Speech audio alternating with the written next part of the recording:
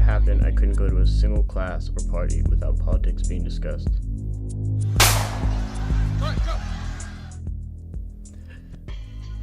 The news of Trump's death would saturate every corner of the media in less than an hour. It was everywhere. Hello and welcome to SSNG News. I'm your host, Oprah Zen. Donald Trump was shot today at a presidential campaign rally and announced dead on arrival at 4:26 p.m. And in less than a week, they were already discussing Trump's replacement. Mitt Romney has a stronger chance of winning this year than he did in 2012. Polls show that Romney garnered 30% of the vote, while other potential candidates received a mere 8%.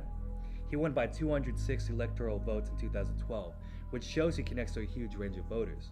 He's the only candidate among the potentials that has any considerable business experience.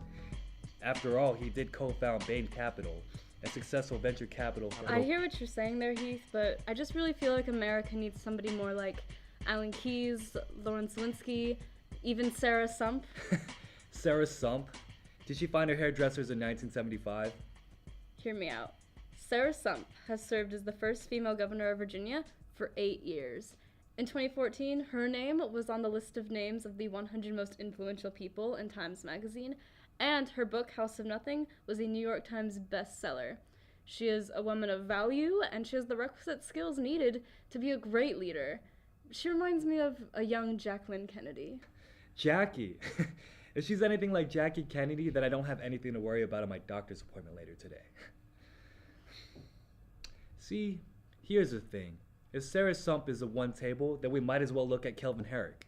Kelvin Herrick. Yeah, he's got the experience, the maturity, the capability. The lawsuits, the upcoming trials, the inevitable impeachment if he was to ever be considered president. I mean, how can you even consider him? He's a heretic to the Republican Party.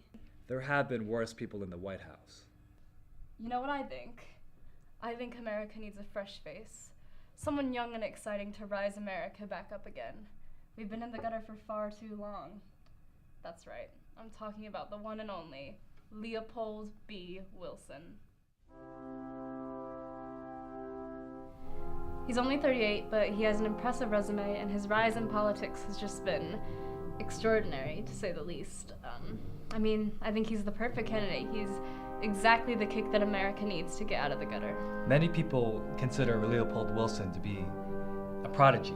He graduated high school at 14, he attended Harvard Law, and he graduated at 18. That same year, he joined the Republican Party. He went back home to his hometown of Wichita and became the youngest mayor in Kansas history.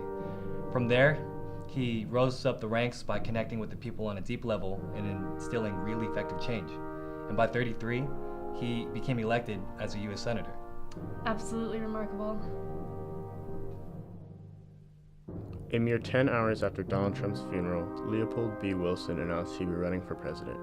The media was captured by his youth and a political past that promised a bright future for America. How will I cut spending? Well, there will be one test. Is this so critical that we need to borrow money from the Chinese to pay for it? If the answer is no, it's gone. Obamacare is on the chopping block, by the way. I'm a Hillary supporter, but even I have to admit, there's something very enigmatic about that man. He speaks with so much passion, you have no doubt that he knows what he's talking about. Charismatic and full of big ideas.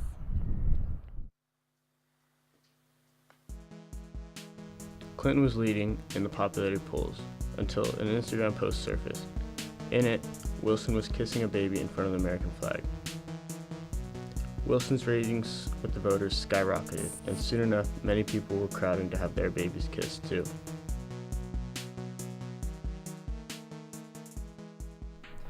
I'm pro-life too, ma'am. And I value and believe in the sanctity of life. I think there are two lives we need to take into account. The mother's life and the child's life. Especially the child's.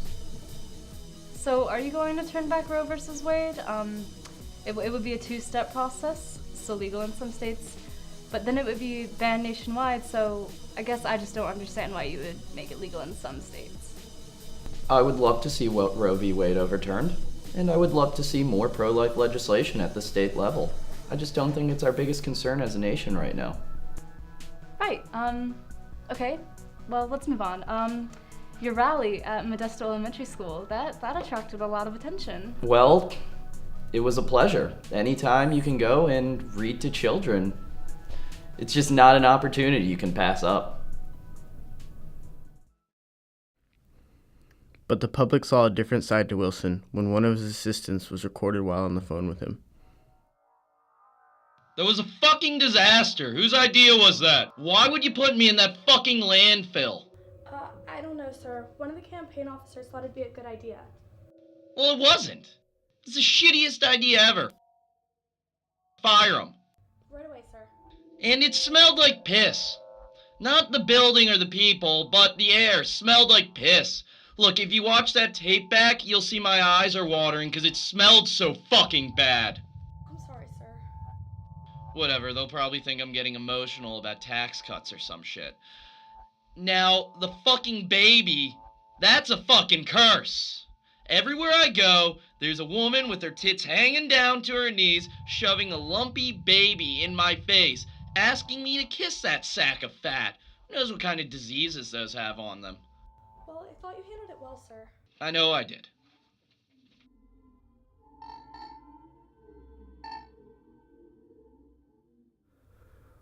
While some blasted Wilson's remarks in the recordings, others defended him, arguing that what was said in privacy had nothing to do with his capabilities as a presidential candidate. Wilson responded to the backlash, blasting Hillary. If you missed it, although I wouldn't see how, last night was a final presidential debate between Leopold B. Wilson and Hillary Clinton. In fall of 2008, we went through one of the worst economic crises since the Great Depression. And we're coming back, not because of the failed leftist policies of the Obama administration that my opponent would like to continue, but because of the resilience and the determination of you, the American people. Hello and welcome back to the third part of our 24-hour election results coverage.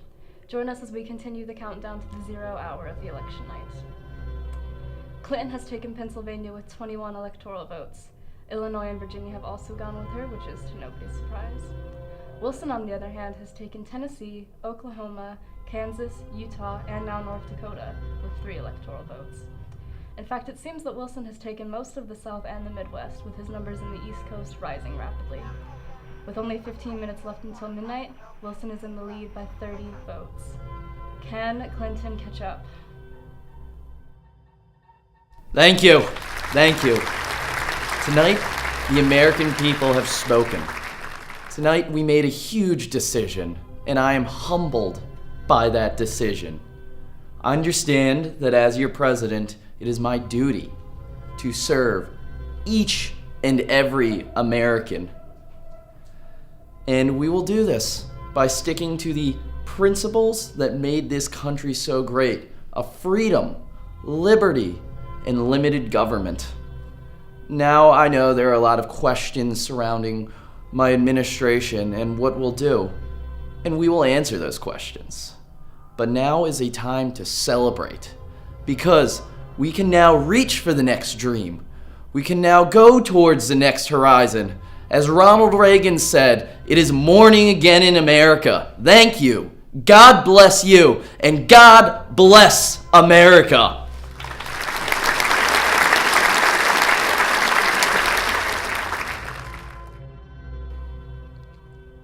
In a divided America, people on either side will talk over each other rather than with each other.